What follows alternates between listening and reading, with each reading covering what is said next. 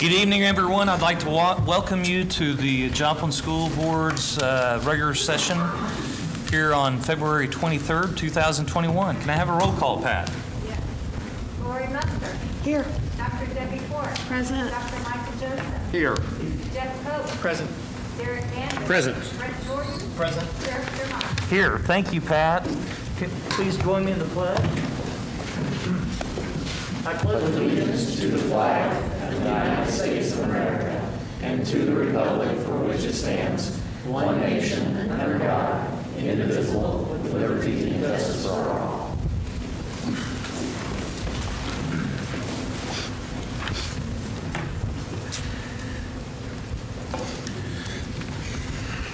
That brings us to our agenda.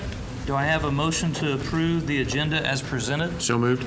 Thank you, Derek. Is there a Second. Thank you, Jeff. It's been moved and seconded that we approve our agenda as presented. Please vote. Yes. Yes. Yes. Yes. Yes. Yes. Yes. That brings us to our celebrations.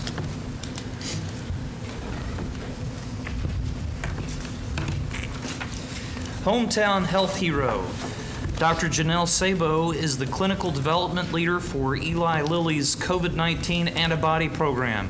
Janelle, a 1994 Joplin High School graduate, led the team that created the antibody drug, I am not going to pronounce that treats COVID-19 symptoms and has been proven effective against the virus. People should prepare me for those types of words. That's awesome. Would you like to say it, Doctor? Oh, okay. B. Huh? B. It starts with a B. Yes, be something.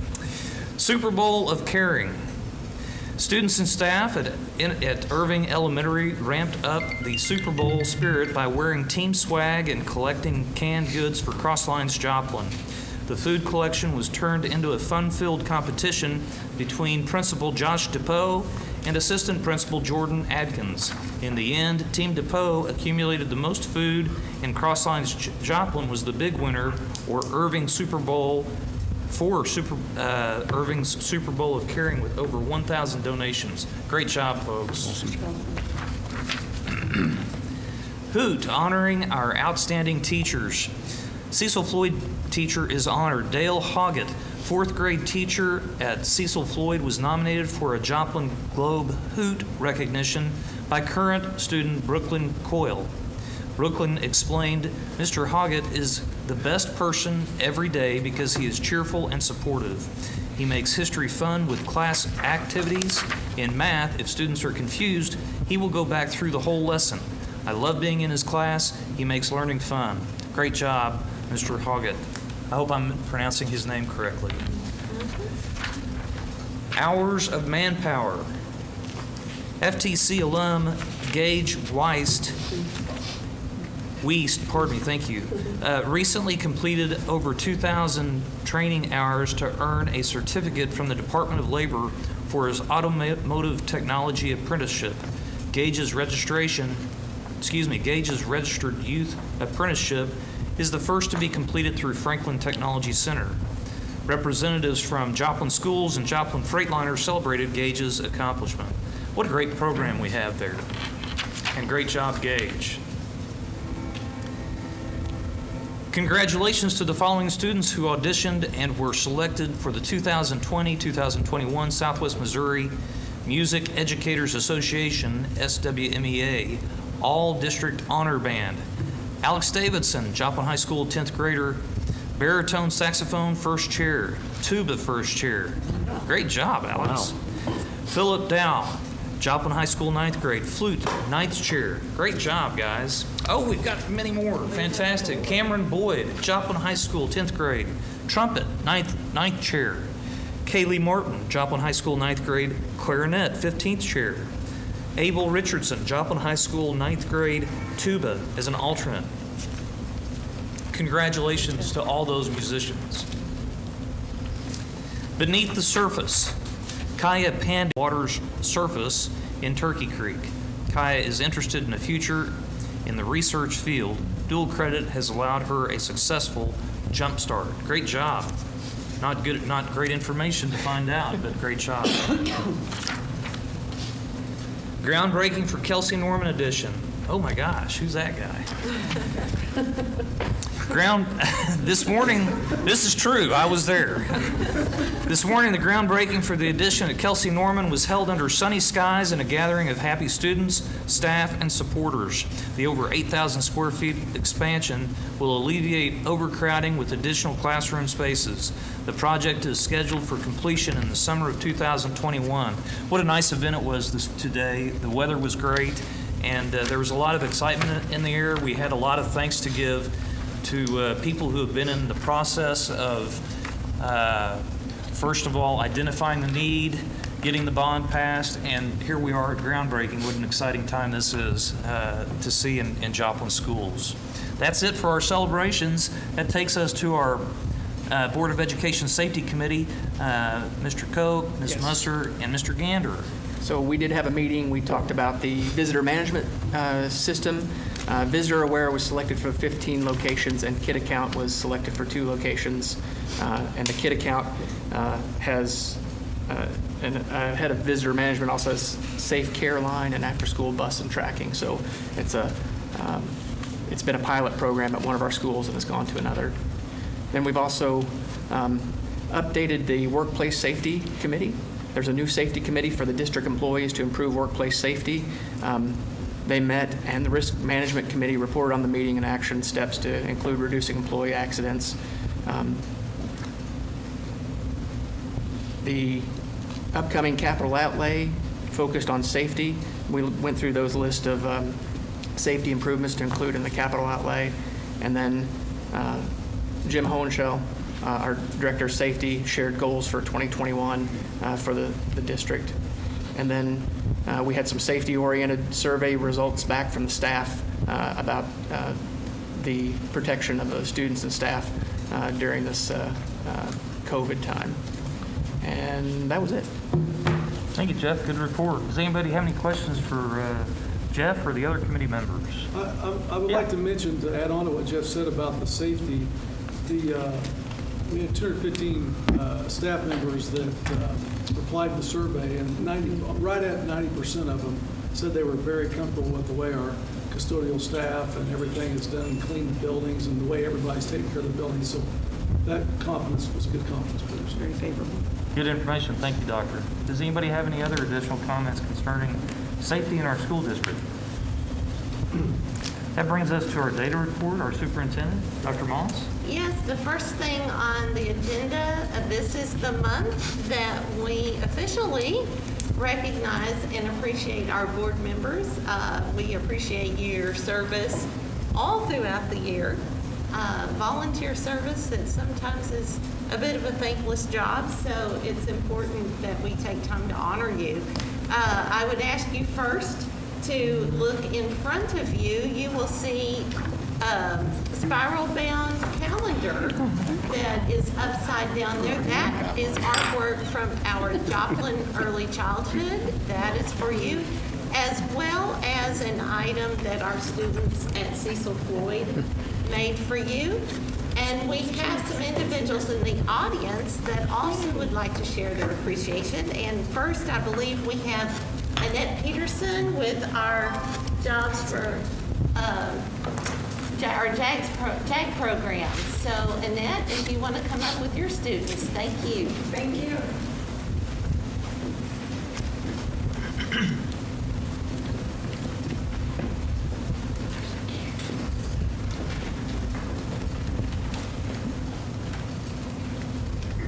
Hi, my name is Kinsey Ogle. Oh, and I'm Haley Gold. We are here today to talk about school board appreciation.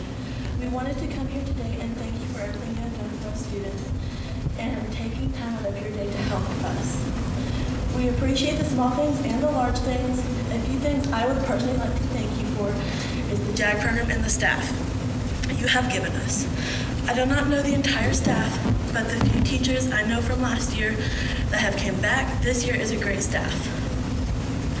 With having the JAG program, we get to have guest speakers like Sergeant Major Hobson and Angie Gaston. Something we do in JAG is an essay contest, and whoever wins gets to see the governor's mansion. Last year, I had the opportunity And this year, Matthew, a student from the afternoon program, also had the opportunity to go. With us tonight, we have goodie bags for you, and in them are some dipped fruit from Carmen's Apples. Recently, we did a fundraiser with Carmen's Apples, and this is why we have the opportunity to give you these bags filled with dipped fruit. We don't tend to really think much about the school board, honestly, but we definitely think and acknowledge all the things that you do for us. And we would just really like to thank you all for that. Because of what you guys allow us to do, we can set an example for Joplin and the school district while also having fun. Personally, I would like to say thank you for okaying the JAG field trip to Washington, D.C., and that was something I will never forget. All because of you guys. So, because of you, we make Joplin look good over at JAG. We are now part of the Youth Volunteer Corps because you took the time to okay it and let us make Joplin look great. So, thank you. Thank you.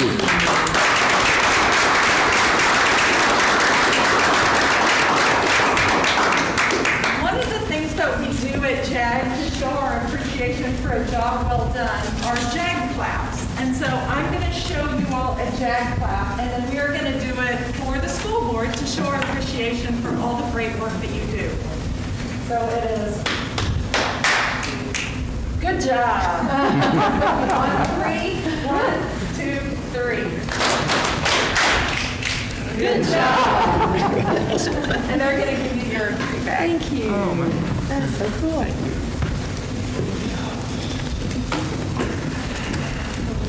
Thank you. I'll do that. Appreciate it. Thank you. Appreciate it. Don't be. Another one. Have a great evening. Thank you as well.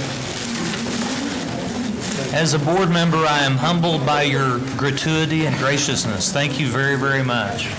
But wait, there's more. We're not finished. We have representatives from North Middle School here tonight. Mr. Harding, I see you, and Mr. Wieselmeyer. I'm not sure who else is joining you tonight. Mr. White. Yeah. My tech teacher. I don't know how I'm going to follow that. Thank you. Appreciate you. But as my wife could probably tell you, I'm not a great gift giver, so I'm blessed that I have a lot of amazing students and teachers in my building. And I went to them and said, hey, what are we going to do, for this? How can we show off, our school and what's great? And so I'm going to let Mr. White, as we pass these out, Mr. White talk about some things we do in our tech department where we're allowing him and our librarian, Mr. Sherrod, who's probably the most brilliant man in the school, the things they're creating and what they're doing for kids and the opportunities they're giving for kids. And the kids were actually going to make most of these and put them together, but thanks to Mother Nature, that didn't quite happen. So we're going to pass these out to you guys, and this is a lot of big thanks to our business partners. All of this was created in the school by our 3D printer. So Mr. White, details about the construction and the make of all this. Yeah, so what it is, all it is you've got a notepad there that our librarian, Mr. Sherrod, helped us make. And then the red parts and the blue parts, the eagle heads on the back, all those were 3D printed. We went in and drew those, designed those, and then printed them on our 3D printers. The pins are something that we actually made some of these pins here a while back. I had some of my kids help me make those, but the wood inserts in the middle of those pins, those are solid wood. They're all different. They're all a little bit unique. But those are just a few things that we do with art in my tech classes. A lot of the times I try to have my kids draw something and design it. I want them to go through the whole process. I don't want them to just go to the internet and say, hey, I want one of these, or hey, I want one of these. I want them to go through the brainstorming. I want the ideas. I want the design. So that way they get the whole gamut of just everything that goes involved with this. And a lot of kids pick this up and they're really, really good at it. And it just goes to show you how passionate they can be about something that's tech related. So That's pretty cool. Fantastic. Beautiful. Thank you.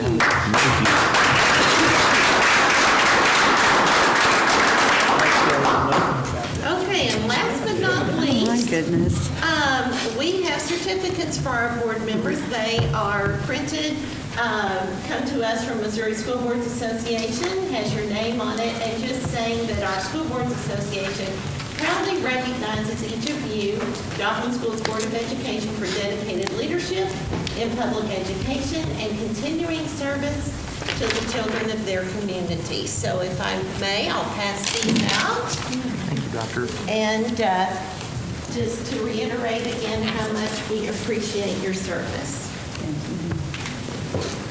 Thank you very much. You are welcome.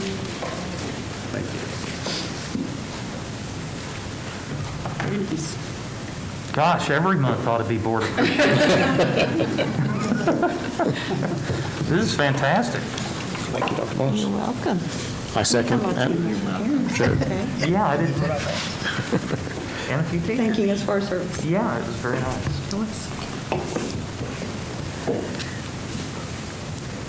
All right, moving on. Yes, ma'am. All right, the next thing we have are our health and dental care insurance reports, followed by our financial statements from Dr. Langford and Ms. Shelley Toft, who's joining us. Thank you, JAG. Thank you.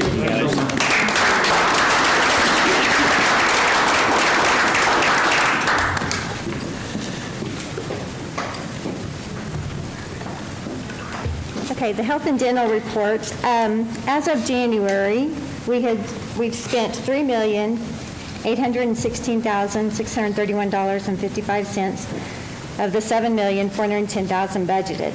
This represents 51.5% of the total budget. So overall, our health plan is still in good shape. I do want to direct your attention to the third page of this report, which is the monthly activity summary. And the revenues are just continuing to, be pretty consistent. But the health claims paid, last month I mentioned that there was a large health claim coming through. Well, it didn't actually hit until February the 1st. So that's still, this next month you will notice a significant change to that. But the prescription claims paid is only $12,764, and that's due to a rebate that we received from RX Benefits, and it represented the second quarter of 2020. So they're quite a bit behind on those rebates, but that's the way it's been. It's $106,000, so that is what makes that so much lower this time. But overall, everything else, the dental plan is still continuing to track as we had expected. I'll be happy to answer any questions anybody might have.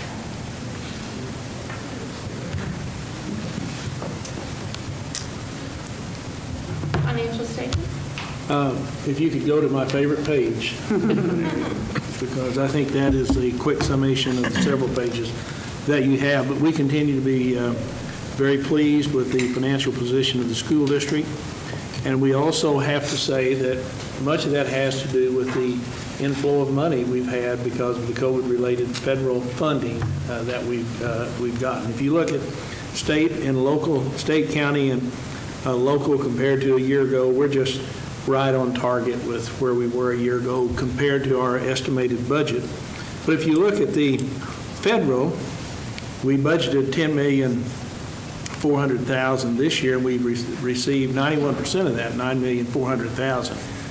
And then you go back and look at last year, and it says, well, you budgeted that much, but why did you only get 44% in? Well, that says the final budget. So we didn't budget that much going in, but because the CARES money was made available and we got it at the end of the year, we had no idea at this time of the year, last year when we'd gotten $4 million, that we were going to get another $6 million in the CARES money. So when you just look at that, all this together, we're running very much on target. And when we go to the accounts payable, your financial position is always the effect of incoming revenues as it relates to outflow due to bills, and our bills are tracking. There's nothing there that we're overly concerned about, but we are seeing a positive increase in fund balances of the school district, but it's largely because of the one-time federal money that we've been getting in. So it will behoove us to handle that money wisely going forward, and Dr. Moss is very much on top of this, and we visited about it some briefly today with the leadership team. But the financial position of Joplin Schools as of the closing of January 31st, and as we look at it through this month of February, continues to be strong. Thank you, Dr. Langford. Does anybody have any questions for Ms. Shelley or Dr. Langford concerning our financials? Moving onward, do we have public comments tonight? Thank you, Ms. Pat. That brings us to our consent agenda. Do I have a motion? So moved. Thank you, Derek. Second. Thank you, Mike. It's been moved and seconded that we approve our consent agenda.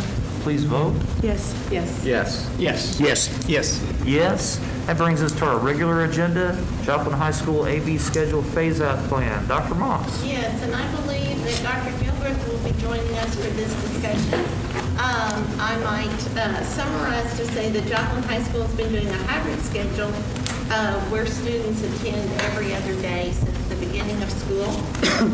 The data of students and teachers who have either been quarantined or isolated has fallen below 1%, and we've maintained that trend. And I checked late this afternoon to make sure that I can give you the most recent figures for the high school. FMX got cleaned up, and we went back in and looked. The school nurse searched out things today just to be sure that what we're telling you is accurate. As of this afternoon, we have 0 faculty or staff that are in active case or isolation mode. So that's wonderful news. And as I said, we've been below 1% and trending downward now for a while. We have 4 students that are considered current active cases at Joplin High School. So that puts our total at 0.2%. So well below where we were looking at the 1% threshold. As a district, we're at 0.13%. It's the lowest we've been all year.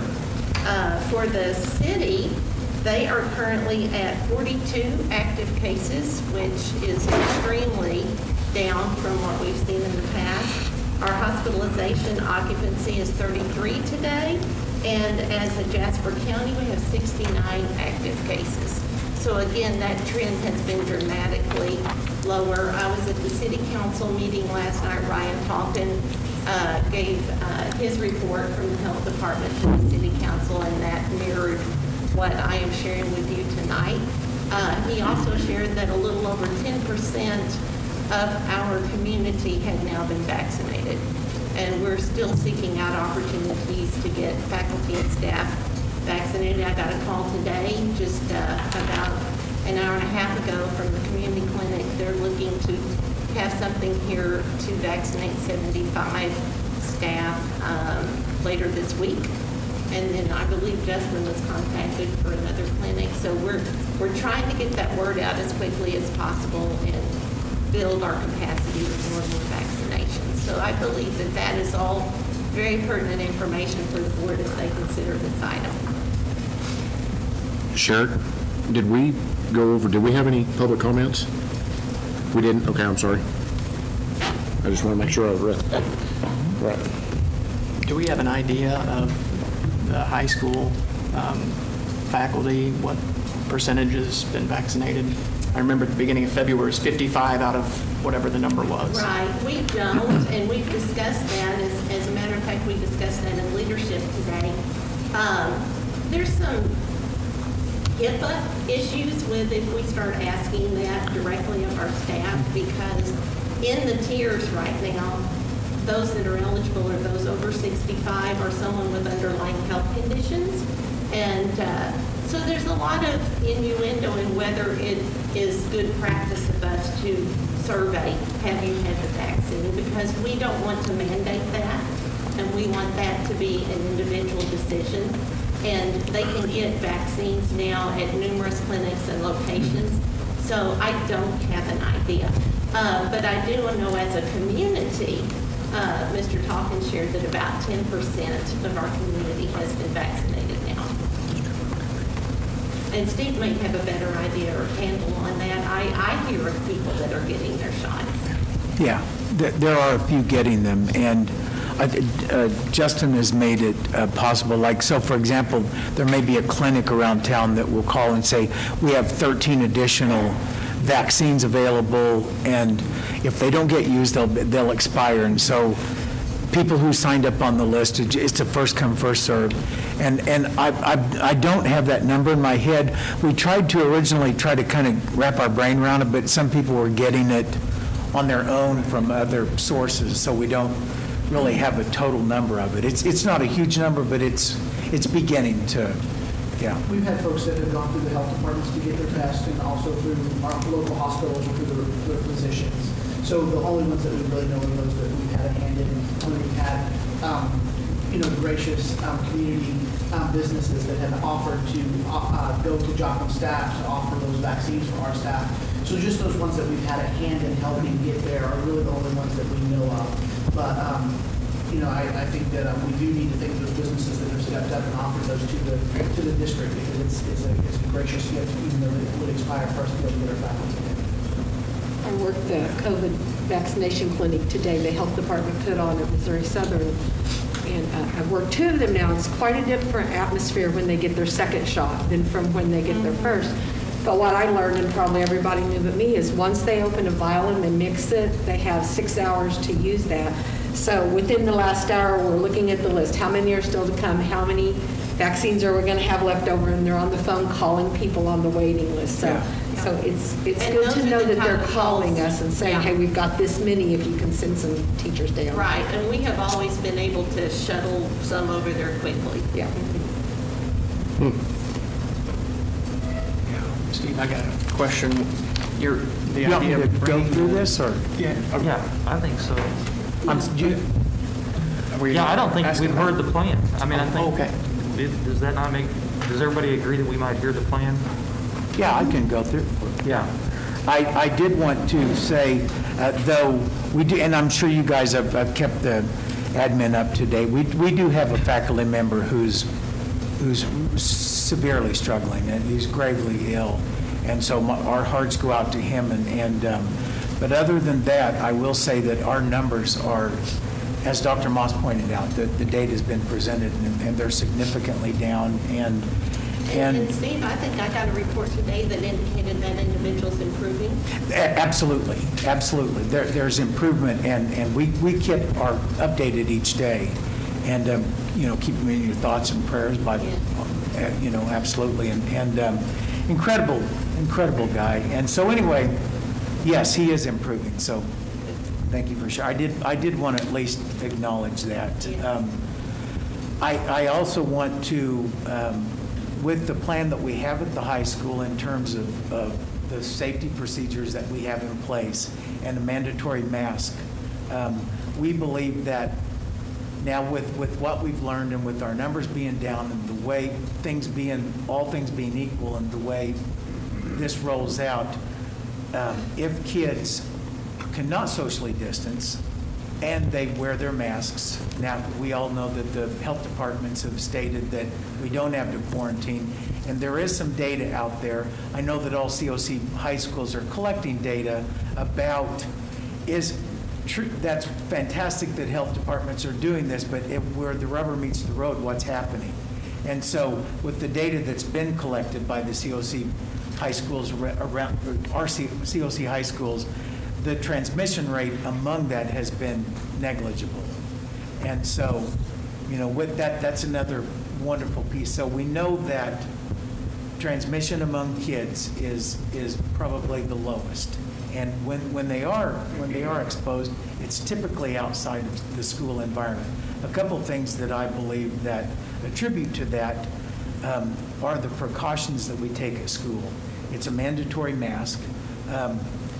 Between each passing period, teachers clean the desks, spray the desks down. The entire administrative team, we monitor very carefully, do lunch duties, all 4 lunch duties. We disinfect every tabletop, and then at the conclusion of the 4 lunches, we fog the entire, which is a deep cleaning, fog the entire cafeteria, seats and desktops, tabletops and everything. And then the custodians come through and they deep clean the cafeteria with the disinfectants that they have. And they do that every night at the high school too. So I know that with where our numbers are now, and we'd said earlier, that once we feel comfortable that we can safely bring kids back, that we will absolutely do that. And I'm to the place in my mind where I feel confident that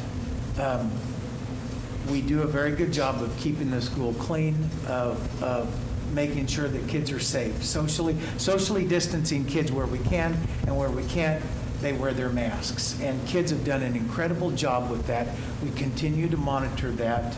And I've outlined the safety procedure. So my thought is this, it's soon, but over the course of the month of March, we're proposing that March 1st, which is next Monday, bring all freshman kids back. March the 8th, which is the week after, sophomore class would return to full-time. Monday, March the 15th, the junior class would return. And then you'll notice their spring break is 22 to 26. Parent-teacher conferences they're virtual and will take place the 17th and the 18th of the evening, and then there's no school on the 19th. But when we return to school on the 29th, that would be the senior class returning, and then we will be back to all kids at school. And if you'll notice on the back, then I've outlined the way that what those remaining classes until they come back, how will the A-Day, B-Day schedule look, and that just kind of phases that out over the next three weeks. And so, you know, I feel confident that we have the ability to keep kids and teachers safe and to get back to as much normal school as we can. We know that that's where we want kids to be. We've always wanted kids to be at school full-time. And in my heart of hearts, I will tell you, I feel confident that we can do what it takes to keep kids safe and teachers safe. So with that, I would propose that this is what we accept and move forward. Thank you, Dr. Gilbert. Any questions? Yeah. Any questions? Please. Any questions? Yeah. Dr. Gilbert, what's the plan for if we do see some spikes? I think if we do see some spikes, I mean, depending on what how that spike occurs, if it's within the school and within that, then obviously we would want to revisit that. And that would be something that we would keep you guys fully informed on. And then, you know, you could help us make that decision. What do we want to do?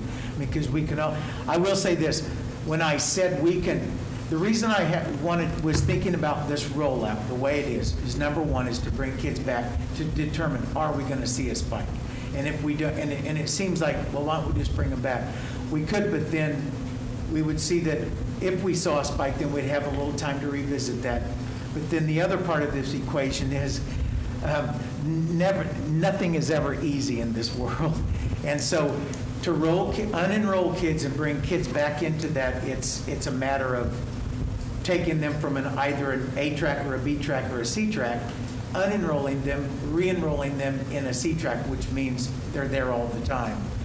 That can create thousands of errors in Power School, and this is not a compelling reason to go slow, but it's just, you know, it's just something that we've considered absolutely every option. I've included food service, transportation, you know, all of those people, they're on board with this. They know how we're going to roll it out. I will tell you, if you're going to ask, I'm sure there's some fear among people. I get that. I truly get that. And I'm sure there's some fear among teachers. I'm sure there's some fear among students and parents. But I believe, as you guys know, that I was the greatest proponent of keeping everybody safe through an AB schedule. Conversely, I feel as equally confident that we can keep kids safe. We've got a plan to add cafeteria tables. We have an additional 11 cafeteria tables that we will spread out and keep kids as socially distanced as we can. The one thing that we can't do at lunch is, full disclosure here, there will be enough kids at our lunch that we won't be able to socially distance. So what we're going to ask kids to do while you're eating, certainly take your masks off. But if you're just hanging out at the table, we'll keep as few kids at the table as we can. But if you're just when you're finished eating, if you're just hanging out talking, please put your mask back on. You know, so that will mitigate any you know, as much as we can there. So and the lunch periods are short enough that typically if there isn't the fear of exposure, that the time frame is small enough, incrementally small enough. Steve, I have 2 questions. Sure. Is the grab-and-go breakfast available to all students at no cost? Yes. Okay. Breakfast and lunch is free. And if you'll notice by this safety procedures, we're going to continue all of our safety procedures. Get a grab-and-go breakfast, go straight to class, temperatures taken, all of the mitigating factors that we're doing at this time, we'll continue to do those. Then my second one maybe is a question, comment. I'm sure all of us have been receiving many emails, and my emails have been running about 60 in favor and 40 against. Sure. One of the emails that's concerned is a teacher. Do we have any kind of a plan in place for teachers who just feel like, I just can't do that big classroom? It's just do it? Yeah, okay. How many students are we anticipating approximately? There's roughly around 2,000 kids. And are your grade levels pretty evenly divided, like 500 freshmen, 500 sophomores, or do we have some classes that are much larger There than are others? a few classes that are bigger, but they're all, they're pretty close to one another. I think the senior class is the smallest this year. But they're within one another. Thank you, Yeah, Steve. and I get it. I know you guys will get pushback from parents that are fearful, and I get that. And if I would encourage those folks to come see me if they have questions or are fearful, because I want everybody to know my first thing in the world is to educate our kids. But before we can do that, I know that we need to keep them safe. So in my heart of hearts, I do believe that we can do this. And I want parents to know that this is not just it's not a knee-jerk reaction. There's real data, as Dr. Moss shared with you, real data behind why this is a prudent. There are no compelling reasons to say we shouldn't do this. Those students that elected the virtual, it doesn't affect them. They're still That's correct. They would still be virtual. So with those students out, are we still at 2,000 total population? We're hovering right around there. Okay. Yeah. And then my next question, you've got them staggered coming in. Is that to see what happens? To see what happens. Like if in that first week or so there would be a spike, then we would pause. Obviously pause and would it be an option to have the freshmen and the seniors come back since they probably don't have the same classes? It could be. It could be. There's part I'm just of thinking that. we got 4 weeks left of those seniors in class before they're done in 6. early May. Six. 6 weeks. Yeah. So I mean, the reason that I kept the freshmen and sophomores closer together is because a lot of times they'll share a class. Right. So it'll be like I have Algebra 1, there's some sophomores and freshmen in there. And so just to get that 2 spread apart, the time frame would be. And what happens to those students that are in a shared class like that are sophomores, the freshmen are full-time, the sophomores, are they logging in and watching online? They are, and unfortunately, that will be these few weeks will be difficult, but yeah. If they can log on during that class Absolutely. and watch, I think that's the AMI, the whole Yes. thing we've been working on.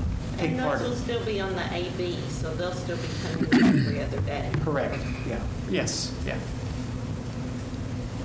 Steve, if I'm hearing you right, we're not going to make an allowance for a student or a parent who does not want to send their kid back full-time? Is that correct? To be perfectly honest, that would be difficult, but if that's why I say it, I'm not sure what that would be, but we could consider something. Yeah, I think we're going to have some parents. I know we will. Yeah, and so, I know we will. Yeah. if they've been fearful all along, their fear is not going to subside. Correct. And so, Correct. I would like to see us make some accommodations, at least keep them in the AB, regiment until, Right. I don't know, maybe make them virtual in the fourth quarter. There's things that you guys can, Yeah, and I know that's gonna come up, and like I said, it's nothing. I'm not saying sorry that's off the table. That's something, that's kind of a bridge we'll cross when we get there. I think we'd have to look at that on a case-by-case basis, see if they're currently successful in the AD schedule. Going totally virtual as a result of this is extremely problematic because that curriculum does not scope and sequence at the same rate that our in-seat curriculum. So Sarah can correct me if I'm wrong, but I think going to completely of the virtual option would not work for us at this time because of the curriculum pacing. We'd run it, the biggest indicator, we would run into major credit issues if we would switch a high school student right now to a full virtual, just based on how they're awarded credits and where they would be. So that would be problematic. So are you saying if a parent's doing AB with their student right now, and then as he has suggested, some parents might not be happy with that, Steve could look at that as a case by case. Yes. But if a parent that's got a student doing AB right now wants to move to virtual, that's not an option at this point. Right. Is that correct? Because of the learning curve. Because it would be impossible to accumulate the credits they would need in that program by the end of the school year. Thank you. I'll make a motion to accept the phase-out plan as presented and get these students back to school. I'll second. Thank you, Derek. Thank you, Jeff. It's been moved and seconded. Is there further discussion on this motion? Thank you for putting it together. Thank you, Dr. G. Yeah, I would also like to thank Dr. Gilbert. And I received, I think, very similar correspondence to, I don't get a lot of correspondence usually, but I got it very similar to what Dr. Fort referenced. I was surprised to see as much opposition as I saw, and am pleased that we have a plan going forward to bring everybody back together. And I also want to mention a couple other things. I'm rambling a bit, and I apologize. There are people who have voiced their desire to have the seniors come back first because they have the least opportunity to catch up this time away from school, because we're going to be losing them soon. And I think that the reason that we're bringing the freshmen back first is because we think, A, that they're perhaps the least mature of our group and are probably in the greatest need of everyday class, without being disparaging to any child in our district. Right. And also, Dr. Moss has informed me that a lot of our upperclassmen who maybe drive have taken this opportunity to get jobs, and so they might actually be employed, and so they have an opportunity to kind of phase out of whatever employment they may have had. There may be other reasons, but we understand the challenges, and we haven't at any time in this process had a resolution that could fit 100% of our beliefs. And so, again, we continue on this trail of trying to be most accommodating to the most. And I'm very pleased to have been a part of it to this part and appreciate all the dedicated service of Dr. Gilbreth and our administration and our teachers who are on the front lines of this deal. So, and our parents in the community and our students. And the custodians. And everybody. I mean, holy moly, this has been a challenge. Everybody's dealing with it. And I think I would like to add to that. Yeah, please. A lot of our juniors and seniors do dual credit, and so they're kind of used to the college schedule. And shameless plug, parents, your children can get dual credit for free at Missouri Southern. If you don't have your children enrolled in that, you're losing out on a great financial boom. So, so I think that's another good reason to start with our freshman sophomore. Thank you, Doctor. No, I was just going to say, I know one thing I would say to folks who are greatly fearful is to, give it a chance. I think they'll see that with the procedures that we have in place and the way we do businesses, I feel confident at this point.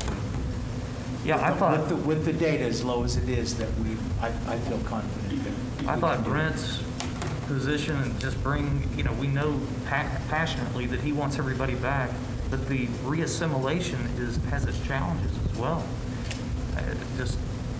It's amazing how complicated all this has been.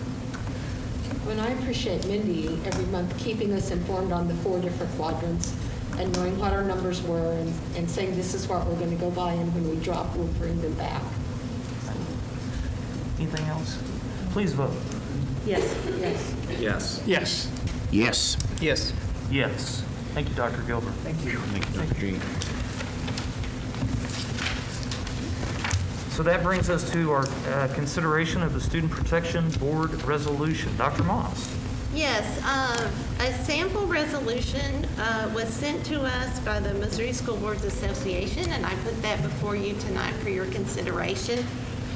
There are various House and Senate bills that are being filed and debated in the legislature that, if passed, would divert public funds to private entities, charter schools, and virtual vendors. And if you go ahead and move over to looking at your resolution, which I hope everyone has had a chance to review, you can see that the gist of the resolution is our board's belief that every child deserves a quality K-12 education, but resolving that the board is opposed to private and for-profit companies educated or managing education of students without the supervision of an elected volunteer school board. Part 2, the board believes that any school receiving public funds should be required to educate all students, which is not a requirement in a lot of these bills. And also held to the same accountability measures as schools, and you see that detailed in your resolution.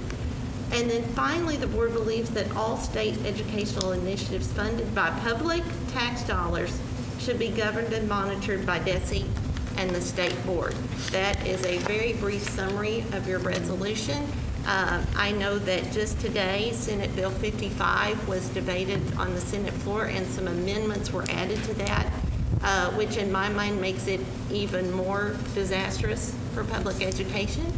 And if you remember, within that bill, there is a recall election asked for board members with only 25% of the voting number in the last board election in petition to demand a recall.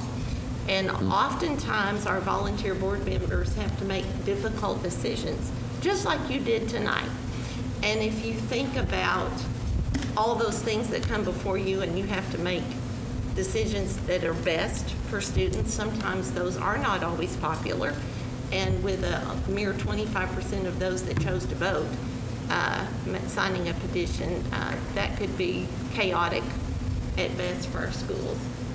Not to mention some of the transfer of public tax dollars which go to support our schools then being diverted to corporate entities and different groups, some of them out of state, that have no accountability within the state of Missouri. So I put that before you for your consideration of adopting. Thank you, Dr. Moss. Does anybody have any questions concerning this? I know that we had a little bit of, I saw a little bit of email traffic on it, and I'd be happy to talk to people about it. My support of this particular resolution stems from the fact that I think, if you're going to divert funds, that we all have to be on the same playing field. And that was my primary concern. I think that's what is being advocated here in this resolution. But I'd be glad to talk to others about it as well. Well, advocacy is part of the role of the board, and resolutions are messages to our legislators of how you feel. But I would encourage each of you, because you are elected individuals, just like our representatives are elected individuals, and oftentimes your voice is heard because of that. So I would encourage you to contact our local senator and representatives. I have their contact information with me tonight. You can find that on the internet, and I'll be glad to forward that, as well as some legislative bulletin summaries if that is of interest. Anyone else? I have a few things to say about the proposal, but I think COVID, before I do anyway, COVID has changed a lot in education. It has caused us to rethink the things that we do in education, and I think a lot of those things are going to stay with us. And some examples of that I would like to think is going to be like the opportunity to have virtual instruction instead of your in class. For some students that might benefit. The ability to do away with snow days using the AMI days. Using like the lack, well, To my knowledge, I don't think we use lockers anymore because we don't want the kids congregating in the hallways for social distancing. That's something that probably not going to come back in a lot of buildings because there's been, principals have noted a lot of success with that, fewer rates of fights and discipline and things like that. So another thing that I think that has come out because of COVID is the need for parents to have a voice about how their son or daughters are going to be educated. And I know we received an email from a parent just the other day that said, my son has to be in school every day. And we don't know why. It doesn't matter why. It could be bad grades. It might be there were temptations at home or whatever. It doesn't matter. But that parent, in my opinion, should have the opportunity to seek other educational avenues if one has been taken away from him, like the schedule that we've had at the high school, the AB schedule. And a parent should be able to do that without facing a financial burden or a hardship. And I believe that, by signing this or believing in the federal and the state dollars staying within the local school district, it doesn't give our parents that opportunity. And I think that, I think COVID has shown that in some situations, and I think this would be one of those, that the parents should have a right to do that without facing that financial hardship. Not many people have $5,000 extra to send their kid to a private school if there's a need for that. And I think in some situations that's the case. I wholeheartedly know that charter schools are going to be financially devastating to schools, but at the same time I think that the rights for parents to be able to have that decision-making trumps that. That's one of my feelings. It's interesting because I question whether or not you know that if a charter school would have taken a different path through the COVID pandemic than what our public schools have. And so I kind of question, I understand what you're saying, and I also, it's difficult for me to say as a board member that I would approve of school choice, but I believe in freedom of choice in just about everything. My concern, again, is consistent with the resolution, and that is when we're going to allow people that freedom of choice, shouldn't there be the freedom of restriction, obligation, standards placed on all so that we're all on the same level playing field, competing for those federal and state dollars? And that's up to our legislatures to get that right. That's correct, and I think that's the voice that we're trying to send to them, that, hey, if you're going to do that, we've all got to be subject to the same measurements. That's my thought on it, but I respect what you're saying. The other thing, we're probably not too many years away from having open enrollment where a kid can go to any school district they want to, like in some of our neighboring states. Being homeschooled and being eligible to play high school sports is possibly coming. These are all things that are going to change education, at least in Missouri. At least that's how I see it within the next couple of years. And so, I think as a district we need to get out in front of that. And I think I don't want to limit those things. I agree with you 100%. As a school, I want us to be competitive, and I think that we're trying to be. I want us to be extremely competitive in everything that we do, and especially in providing the best educational opportunities for our kids. And I don't think that we have some fundamental disagreement, but I'm not afraid of the competition. I think we've got a heck of a good thing going. I think we can keep working on improving. So, other great comments, Brent. Thank you. I agree with you. I think we should let the competition make us better. Would they give us the option to say where we want our tax dollars to go, to what district? So, I mean, my tax dollars, I want to stay here in Joplin. I don't want to be funding St. Louis or Kansas City, or it needs to be for our community here. So that's another reason why I support this. Anyone else? Is there a motion to approve? So moved. Thank you, Derek. Is there a second? Second. Thank you, Mike. It's been moved and seconded. Is there further discussion on this? Please vote. Yes. Yes. Yes. No.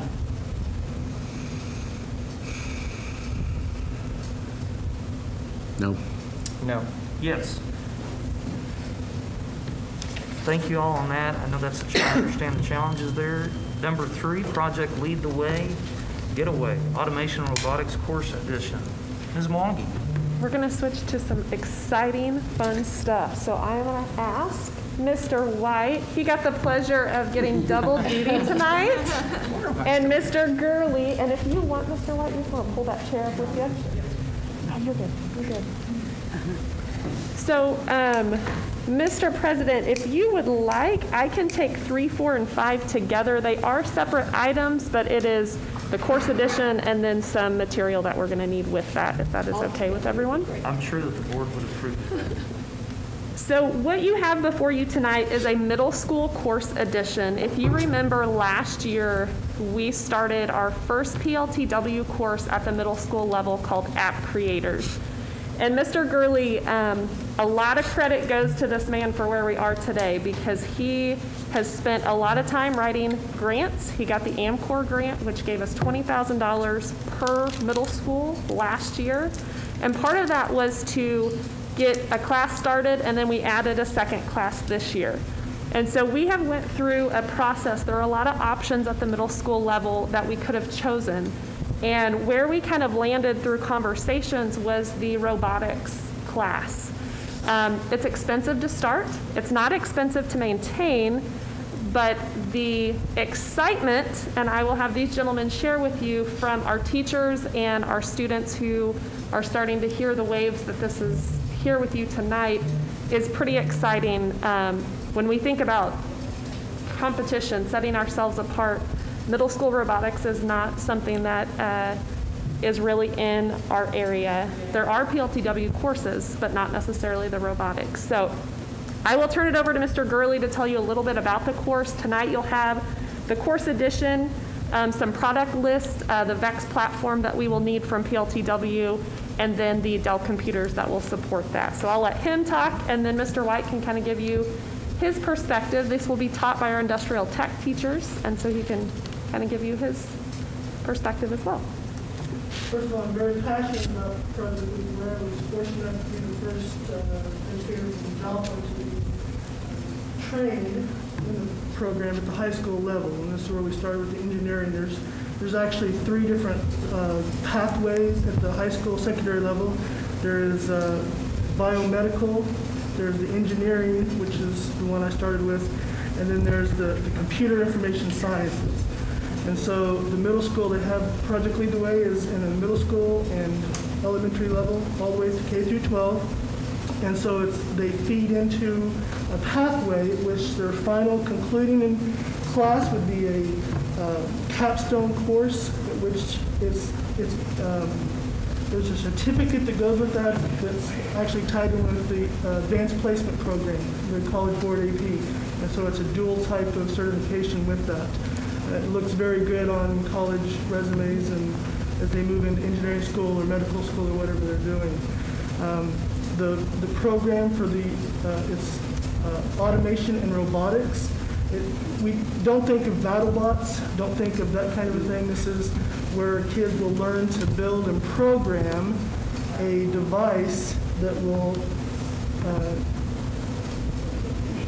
solve some type of an activity or an event for them, and they have to go from the start to the finish. And so it's, as you mentioned, it is kind of expensive to start, but we're only looking at a couple $100 a year after that and that's just for some basic supplies that have to be refurbished every time, which is really low for a science or engineering technical type of class to keep one going like that. The training is, I've never had a teacher or a colleague that I've ever heard of say that they wish they hadn't done it. The program itself has a tendency to rejuvenate some teachers that maybe all of a sudden they're really excited again because of the way that the class is set up and the way the program works. I love teaching it. It's one of my favorite classes to teach, and it's been about 8 years now, and I love it. And so it's, and every teacher that we have, not only in our district, but throughout the United States that is part of this, there's all kinds of testimonials and anecdotal responses talking about how much they do enjoy the program and how much kids love the program. And they're excited to be in it. They may not understand what they're starting getting into, but they're so happy that they're actually in it. They stay in it, and usually and see it all the way through. to the high school level. So as long as they're successful, because it's a very challenging program. We lose kids because they just don't have necessarily sometimes maybe the motivation to carry through with it, and that happens. But some of our kids that may not be very successful in a normal educational environment become very successful with these classes because it's a little different for them. It's a lot of hands-on project-based learning, and so they're very successful. You're up. Okay. So I kind of touched on it earlier, but I have a lot of kids that are very passionate about the technology side of my class. You know, a lot of people, when they see applied technology, they're like, okay, they walk into my class and they're like, where's all the computers? And there's not any computers. It's wood shop, it's machines, and all that kind of stuff. And so when we start touching on 3D printing, and then I've dabbled with some robotics with some of those kids, they take off and they run with it. Usually I only do robotics. I've got a few little robotics things that I can do for about 2 weeks. And then I move back into like woodworking and things like that. But it seems like every time they're like, can we do this like 3 more days, 4 more days, another week, you know? But they're really excited about it. And kind of to piggyback on what he was saying, I would love to have a class or like take my classes to where, you know, my 8th graders, the time they get out, they've touched on woods, plastics, metals, robotics, 3D printing. So that way when they get to the high school and they have all these different opportunities, they already kind of have an idea of a path they may want to go down. If they want to go, you know, to metalworking, or if they want to go to automotive, those kind of things, they've got that idea instead of spending their whole freshman year trying to figure out, well, maybe I want to do this or maybe I want to do this. You know, with doing these different classes with robotics and 3D printing and all this kind of stuff, they already have that idea. And like I said, some of these kids that don't necessarily work well in other classroom settings come into my room and they do very, very well. And it's something that makes sense to them. And so I really like teaching those kids because they get super passionate about the technology side of it. Thank you for sharing. So this evening, what we would ask is that we approve the course edition, we approve the VEX platform that we're going to need to purchase for the 3 classes, as well as the Dell computers. Eric and I have also had conversations about just the maintenance and understanding, because we do have Chromebooks, but this is not an issue for our tech to be able to handle and support us in that realm as well. So I would ask for your approval of those 3 items this evening.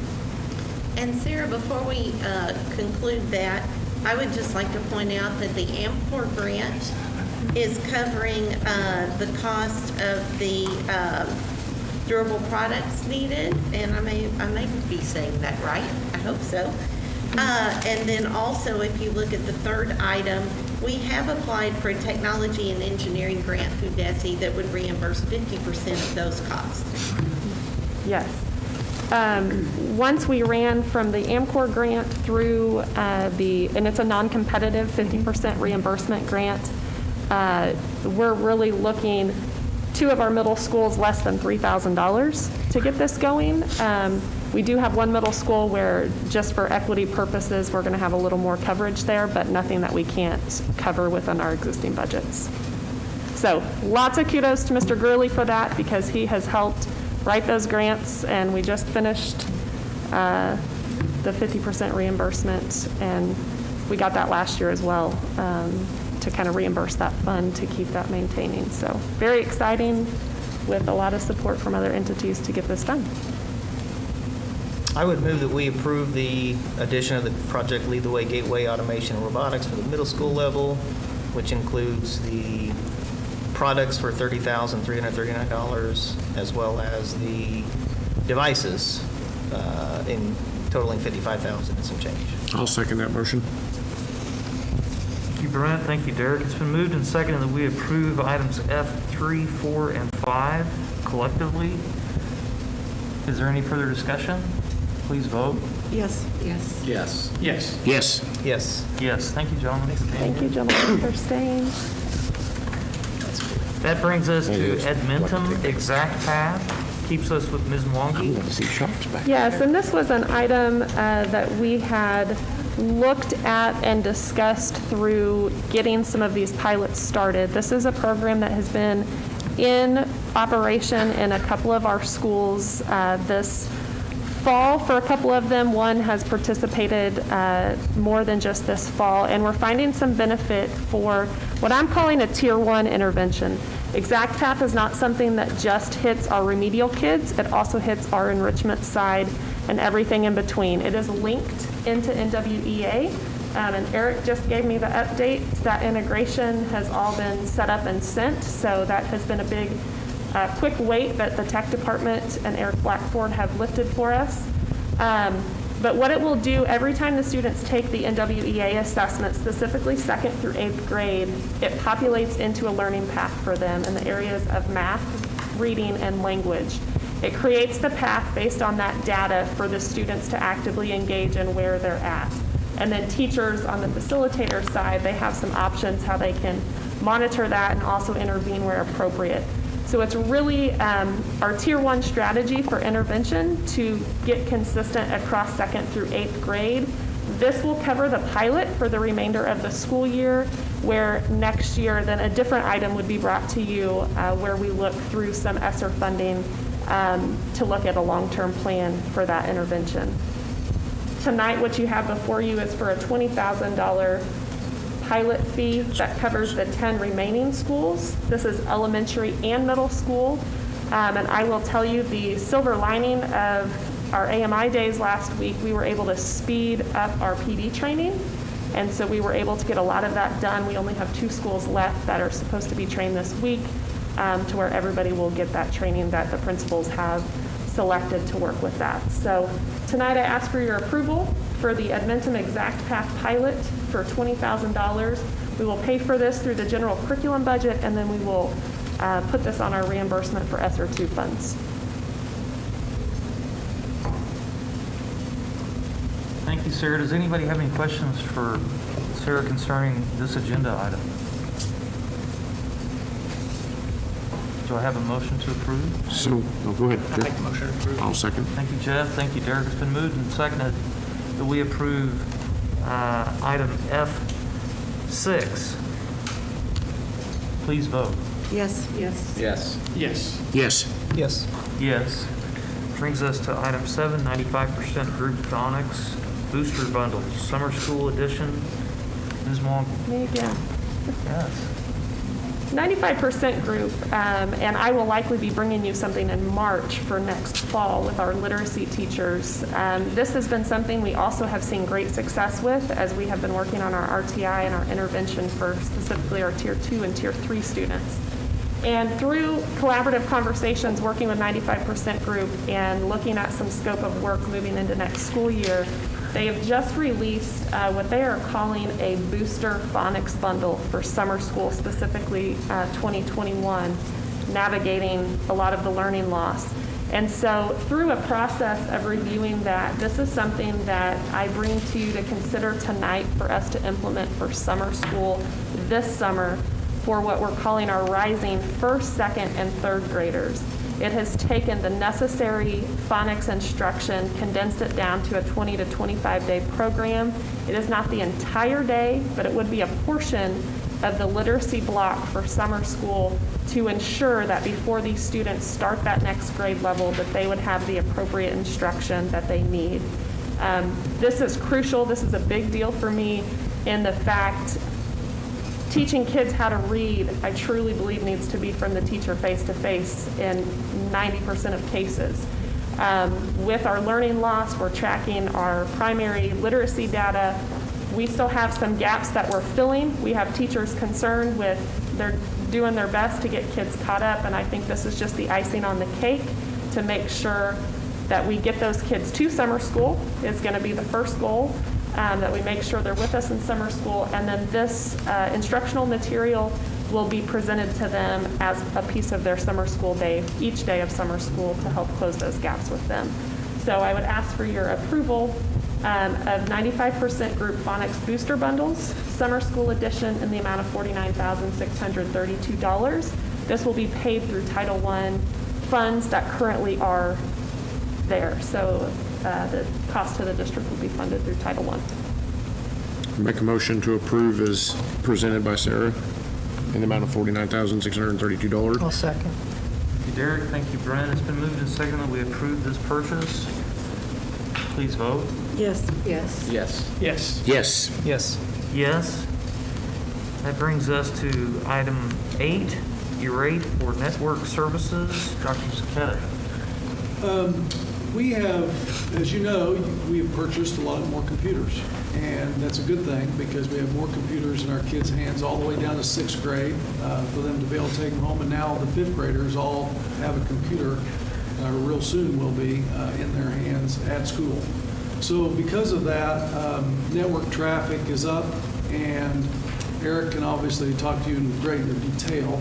But we need to purchase a couple of items through our E-rate program that we come to you every year for, which is an 80-20 federal-local match. And the first item is network access control managed services. We already use, or will be using, Aruba Networks ClearPass to manage the wireless networking system. And then because of all the increased devices, a lot of onboarding that goes on when it comes to updating computers and getting them moving quickly right into the system, and kids being able to use them as well as the adults. And then the fact that we have increased security threats all over the world, as we know, with internet traffic and ransomware and malware. So we want to make sure that we take care of that as well. And Eric went out on the federal side to do the best he could to get the broadest swept type RFP that he could put out there to make sure that we got what we needed. Eric, is there anything you want to talk about on that? Well, just with Vince is kind of the one that really had that up. He's here to, but we put it on our website, put it on the federal site, which is a national database. And then we also reached out to several vendors, but we did not get a whole lot of bids back on this stuff. But we shared the bids that we did receive.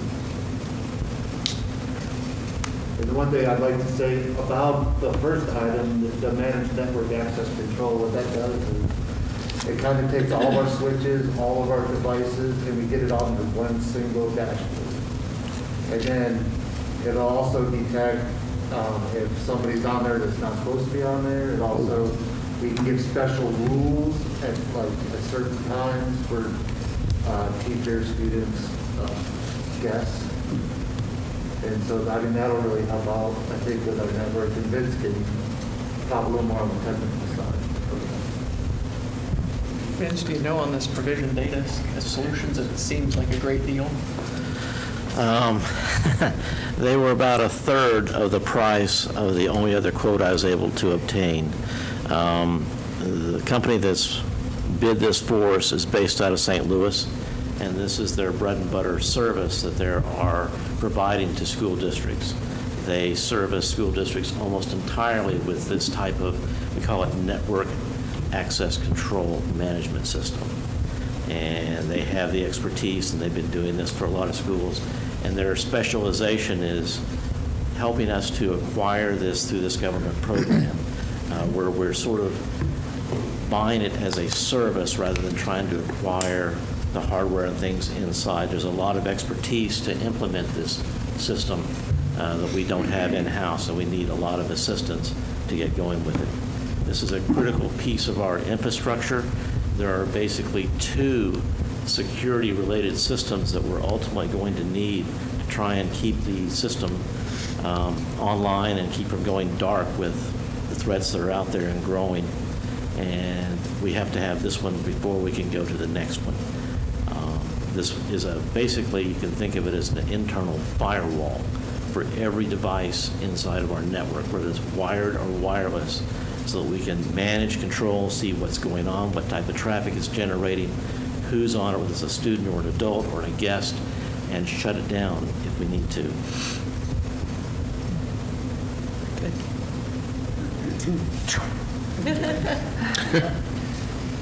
So, you know, when a guy looks at 2 bids and one is $683,000 and the other is $203,000. No-brainer.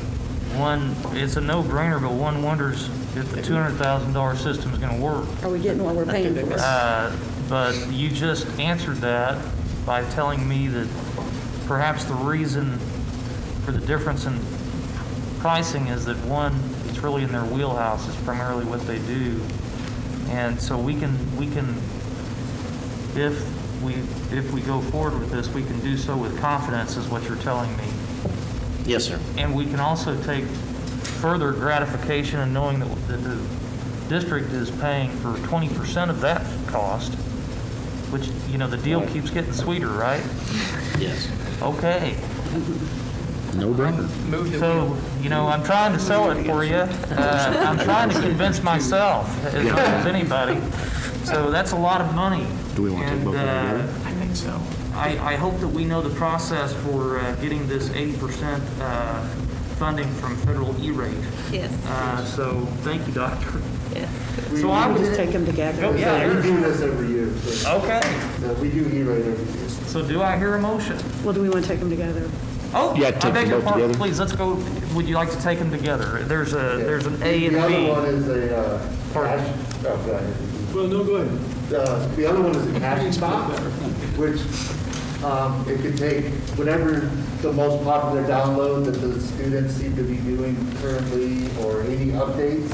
And instead of them going out to the web during testing, we could move that, we could download it once onto our caching box. And if they want that update or whatever they seem to be downloading at that time, we can move it there and they can get it from inside of our network instead of going outside of our network, which will help us during testing. That limits the thread. It's like opening the door and letting the air conditioning out, correct? Say that again? It's kind of like opening the door and letting the air conditioning out. Once you cache it, they're not having to go out into the web to get it, so it's safety. Yeah, no-brainer again. I would make a motion that we approve the purchases of the managed network access control services and internet cache service. Thank you, Lori. It's been Second. moved. Thank you, Derek. It's been seconded. We approve both purchases under item F8 on our agenda. Is there any additional discussion? Please vote. Yes. Yes. Yes. Yes. Yes. Yes. Yes, thank you guys for figuring that stuff out. Alternate methods of instruction, AMI, payroll approval for staff. Action item, Mr. Crawford, where is Justin? Oh, you're right there in the corner. You're right in front. As you know, Desi made it available for the 2021 school year for alternative means of instruction. Those days have to be 36 hours of instructional time when we have short-term closures for weather and unexpected circumstances and those types of things. And so the LEA was to submit a plan to Desi, which we did in the district and it was approved. Therefore, the district with an approved plan will still receive on-site attendance rates for each student on those AMI days. And so, because some staff would have been negatively affected by the loss of wages on AMI days, the administration has requested that the board pay all staff for AMI days. Since we are receiving on-site attendance rates for those students that are enrolled at that time, there's no additional impact to the budget as that's covered. And so we would just administration recommends the board approve paying our staff for AMI days. Thank you, Justin. I have a question, not so much about paying the staff, but how many hours a day do we use for AMI whenever we use It those? varies a little bit by grade level. Okay. But it's a bit over 6 hours per day. Okay. Debbie, did you want to make that motion? I would love to make the motion that we approve to pay our staff for AMI days. I'll second. Thank you, Dr. Ford. Thank you, Jeff. It's been moved and seconded. We approve this action item. Please vote. Yes. Yes. Yes. Yes. Yes. Yes, that brings us to accounts payable. Oh, I hate this one. Ms. Todd, Taking my money. welcome again. Dr. Langford and Ms. Todd. We got to pay our bills. We have to pay bills, and again, these are things that have been expended on some interim payments prior to tonight, and then some bills that we have 2 check runs. If we look at this one, compared it to last one, we're $5 million ahead of a year ago, but the payroll was different, and so that's always a thing that messes it up. So if you look at your accounts payable checks just at the top and compare them, last year we were at $714,000, this year at $750,000, but that fluctuates from month to month. So again, we are tracking very well within our budget, and the bills that are paid are, you have a full record of everything we're requesting your payment for, and we'd be glad to try to answer any questions you have, but we recommend that you approve these account payable bills that are presented tonight. Thank you, Dr. Langford. Does anybody have any questions for Dr. Langford or Ms. Toft in connection with our accounts payable? I'd make a motion that we pay our bills. Thank you, Derek. Second. Thank you, Mike. It's been moved and seconded that we approve our accounts payable as presented. Please vote. Yes. Yes. Yes. Yes. Yes. Yes. Yes. That brings us to capital expenditures for 2021, 2022. Dr. Saketa, Dr. Langford, and Ms. Toft. As Dave Pettit comes up, as you know, every year, Dave and I go out to the schools and we talk to everybody, every building. And Dave and his secretary put together an exhaustive list of about 250 to 300 projects that we could, that are either wants or needs, depending upon. And also, Dave works with the Skillcraft folks, and we're lucky to have that because of the size of our district. We have experts in the field that can give us good recommendations. And we've been tracking our required maintenance through our FMX system, and that's been working very well to keep us on a cycle. And then that also includes our transportation department. Mike and Justin are in the back with Renee from their department, and they've been doing a really good job of getting our bus fleet back up to speed, and we're making really good progress, and we thank the board for the support.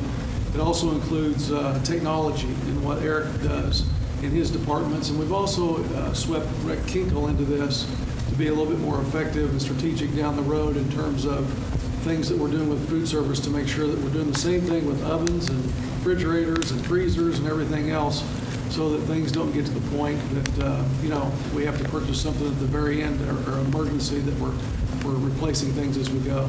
So I'll let Shelley and Dr. Langford speak a little bit, if they would like, about transfers and so on, and then Dave can talk to you about the projects. Each year, we present to the board recommendations of transferring funds. We made some changes of monies that we place into the capital projects fund, but we have to have money there to spend from. So we usually would be putting about $3.5 million in the capital projects fund each year, growing the balances a little bit. We're going to be looking at our recommendation that we'll be making later on. It may be a little bit different this year just because of the way the monies have flowed in. But the intent is to have a reserve there so that if an unknown event happens and you had a roof that you had to deal with, and we have a fairly high deductible on our insurance, so we have to pay for those things. We have to have money there for that. And then Dave has done a very good job. We've said that when I became involved with working with this, I said, we can't wait till June. We need to be bringing this in February because there's a lot of planning so that the day school is out, we can start to work. And so Dave has done a really good job in getting this information together. And he met with Shelley and Dr. Moss, and Dr. Saketa and myself, and we've kind of gone through these things in a very thoughtful way that they approach it. And then we have found this year there were several things that the estimate that we had was a little higher, which gave us capacity to go ahead and do a few other things within our capital projects budget. So to me, it's kudos to the work that Carrie and Dave, and then those folks that work with Dave do that, but it's all a planned operations. It's a recurring cost to meet the capital needs so that we can keep our facilities and equipment up in shape. Well, a year ago we came at the same time to ask for capital outlay, and then within a month we were looking at ways we were going to cut that back so that we could save the money with COVID coming and not knowing what was out there. We saved, or we deferred about $1.1 billion last year. So we're coming to you with, as you look at the list there, several of those items are items that we've brought forward to this year. And so we're looking at the facilities capital outlay of $2.855889 million. IT capital outlay of $500,000, food service capital outlay of $125,000. So we are requesting that you consider capital outlay set for $3,480,889 to include those projects that are listed there for you. Question there on the existing space remodel. It's got junk in there. Is that besides the booth and the scoreboard? That would not include any of those items that have previously been brought to you. That will include some waterproofing as one of the things that we'll do there, as well as some upgrades, making safer accessibility with some handrails in the aisleways. And so that's going to be a fairly substantial cost, but I think a good investment for us to extend the life and the usability of Jump Stadium. Mr. Pettit, and I'm just asking because this brings to mind, but on the inspections, how is that working with our basketball goals? Are we just doing that in-house, or are we paying for that to be done? We're actually currently doing basketball goal inspections. We do every fall in-house. Okay. And then every other alternating year between bleachers and basketball inspections that we bring in a third party. Okay. So one year we do bleachers, the next year we do basketball inspections. But having a third party come in, make recommendations, and then doing repairs from those at that point in time. Perfect. Thank you. Good question. I'll make a motion, we approve the capital outlay in the amount of $3.480 million. I'll second that motion. Thank you, Jeff. Thank you, Derek. It's been moved and seconded that we approve the 2021-2022 capital outlay as presented. Please vote. Yes. Yes. Yes. Yes. Yes. Yes. Thank you, everyone, for their work on that. That brings us to budget adjustments. Dr. Langford and Ms. Toth.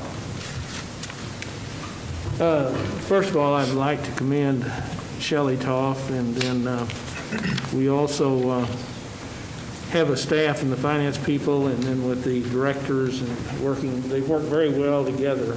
But Shelley's had an extremely challenging year because we had, when she first came in 3 years ago, almost 3 years ago, we were redoing all the codes. We were really excited. We got all of our codes, and we said we don't want to grow more codes, but then we got funding.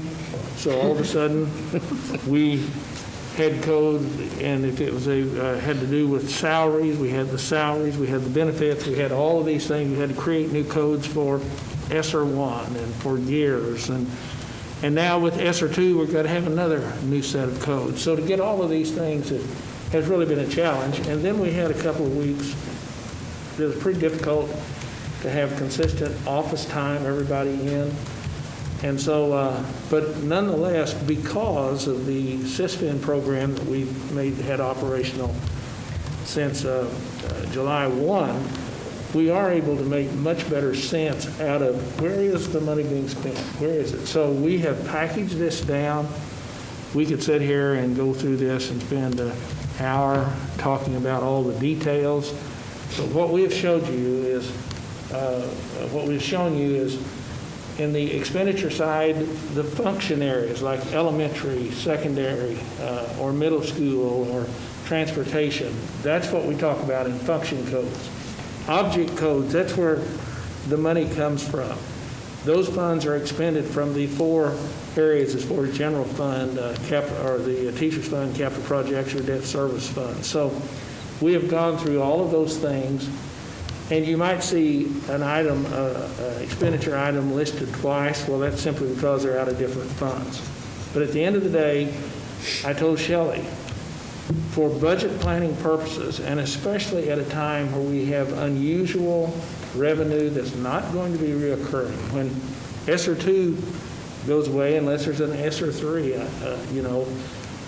those monies will not be 5 years. We won't be having those in our revenue stream. So we need to know where we started this year.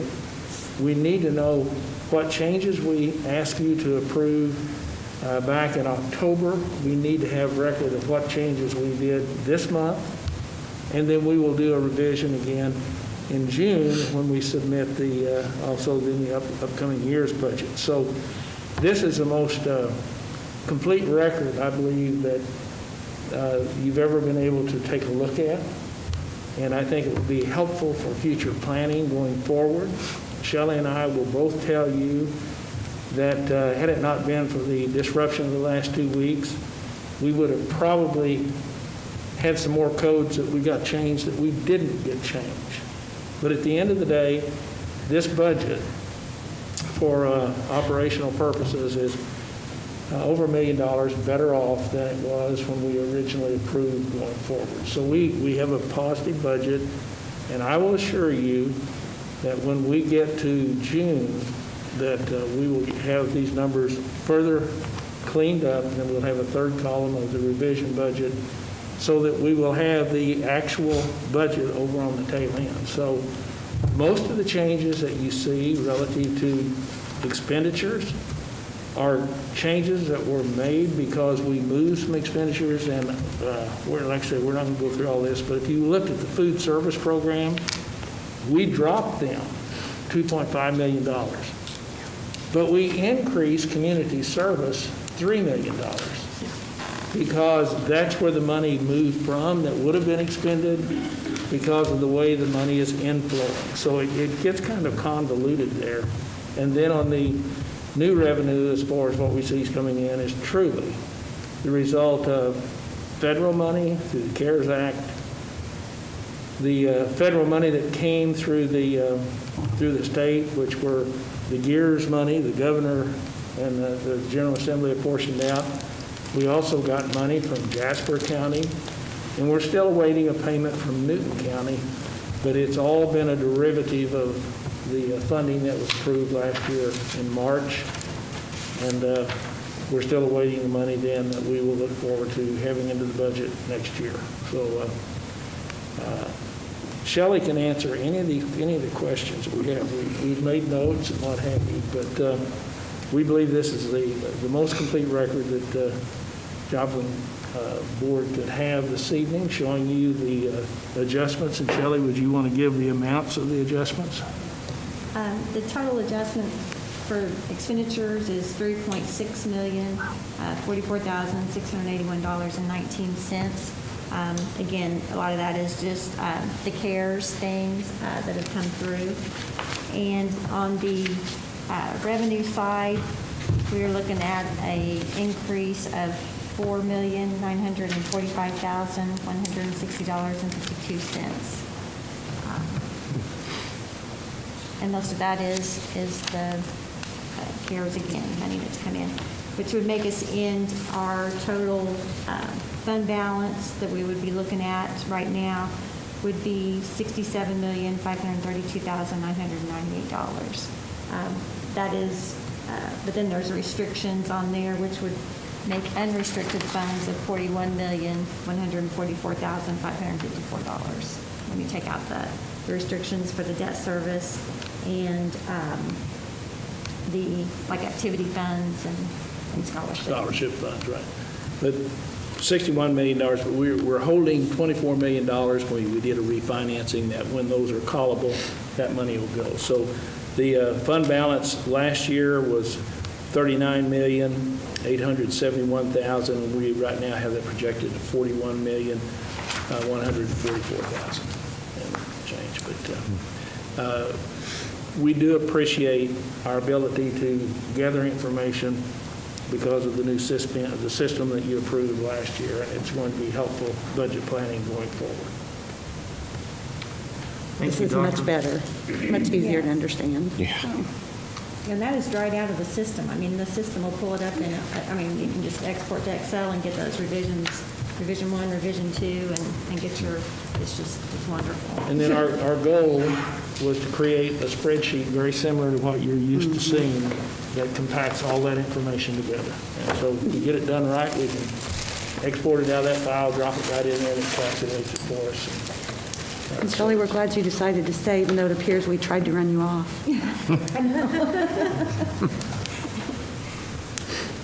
I would move that we approve the budget adjustments as presented by Dr. Langford and Ms. Tosh. I'll second that motion. Thank you, Brent. Thank you, Derek. It's been moved and seconded that we approve our budget adjustments as presented. Please vote. Yes. Yes. Yes. Yes. Yes. Yes. Yes, with gratitude for your time. That brings us to our plus deltas. Dr. Moss? I do have some pluses. I have reflected off and on all afternoon and evening about our groundbreaking today and what that means for the future of our district and those students. And we had it in our celebrations tonight, but I want to mention it just once more with appreciation for our community. And when you hired me for this job, I remember at one of our interviews, we talked about 3 filters I like to put things through. Kids are safe, kids are learning, and we're being fiscally responsible. And I like to reflect on what our agendas say about what our business is. And I think tonight very keenly had elements of all 3 of those crucial filters for school business. We talked about student safety. We saw internet safety, things such as that. We certainly saw dynamic learning opportunities with our Project Lead the Way, and also attending to learning loss and tools that will help our teachers address RTI, and even thinking about the urgency of summer school this year and what can we put in place immediately that will help those students. So I think learning was illustrated. And finally, with the opportunity to look at fund balances, transfers to capital expenditures, and realize that we're not getting behind in deferred maintenance. I do believe this district is being a tremendous steward of its dollars when you look at what we spend per pupil, both instructionally and in total expenditures compared to our neighbors as well as the state. I'm not sure it's a number to be proud of, but we are definitely being good stewards of our funds. And so I feel very proud of the work that was accomplished tonight in those areas. And I want to commend Dr. Saketa, personnel, Dr. G, who I think isn't here with us anymore. Is he here? Oh, he's hiding behind that tripod. Ms. Mwangi, our finance staff, as well as our classified individuals that toiled so, whatever it takes type attitude for the last 2 weeks dealing with busted pipes and clearing sidewalks. And I couldn't be more proud of everyone and of our district right now. So thank you. Thank you, Doctor. I would like to thank everybody for these gifts. I'm not a very good receiver of gifts. It's very humbling to me. It seems like there was a great deal of effort put into this, and for that, I'm truly grateful. Very, very nice. Thank you. I'd like to share a plus. I think sometimes we can be inundated with data, which is a good thing, but sometimes the piece that's missing is how do we have that directly derive our instruction. And Sarah, I want to thank you for pushing that, but I think it's the exact path. That's the component that's going to bridge that gap if there is some. And I'm thankful for that, especially up to the middle school years, which I think it's needed. So kudos to you for getting that done. I would make a motion that we adjourn. Second that motion. Thank you, Jeff. Thank you, Derek. It's been moved and seconded that we adjourn. Please vote. Yes. Yes. Yes. Yes. Yes. Yes. Thank you all.